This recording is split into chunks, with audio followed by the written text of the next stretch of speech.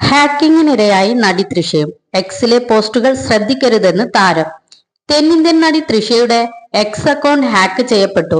താരം തന്നെയാണ് ഇൻസ്റ്റാഗ്രാം വഴി തന്റെ അക്കൗണ്ട് ഹാക്ക് ചെയ്യപ്പെട്ട വിവരം അറിയിച്ചത്.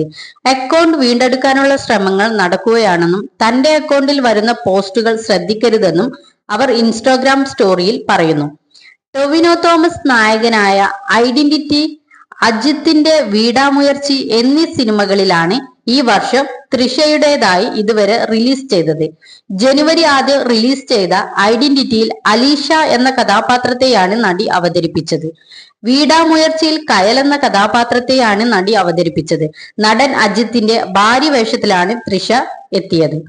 ഈ ചിത്രം തിയേറ്ററിൽ പ്രദർശനം തുടരുകയാണ്. തൃഷ അഭിനയം നിർത്തുന്നു എന്ന തരത്തിൽ അടുത്തിടെ തെറ്റായ പരാമർശങ്ങൾ പരന്നിരുന്നു. അഭിനയം അവസാനിപ്പിച്ച് തൃഷ നടൻ വിജയ് ആരംഭിച്ച തമിഴ് വെട്രി കഴകം പാർട്ടിയിൽ അംഗമാകും എന്നായിരുന്നു തെറ്റായ പരാമർശം. എന്നാൽ ഈ വിഷയം തൃഷയുടെ കുടുംബം തള്ളിക്കളഞ്ഞു.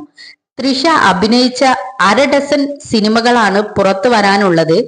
അജിത്തിനൊപ്പം തന്നെ അഭിനയിച്ച മറ്റൊരു ചിത്രമായ ഗുഡ് ബാഡ് ഹഗ്ലി ഏപ്രിലിൽ റിലീസ് ചെയ്യുമെന്നാണ് റിപ്പോർട്ട്.